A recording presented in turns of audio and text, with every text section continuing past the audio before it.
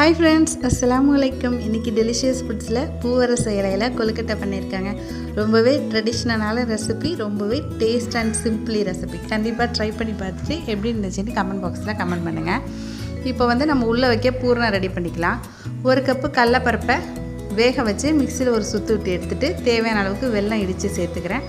ஒரு மூடி தேங்காய் துருவி போட்டு அதோட 1 ஸ்பூன் பெருஞ்சீரகத்தூளும் மிக்ஸ் பண்ணி நம்ம பூரணத்தை ரெடி பண்ணிடலாம்.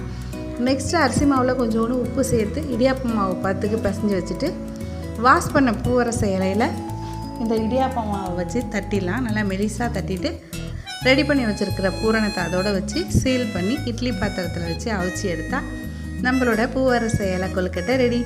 இந்த இலை ஸ்மெல் உங்களுக்கு பிடிக்காது அப்படின்னா வாழை இலையை வச்சு ட்ரை பண்ணி பாருங்கள், அதுவும் ரொம்பவே டேஸ்ட்டாக இருக்கும்.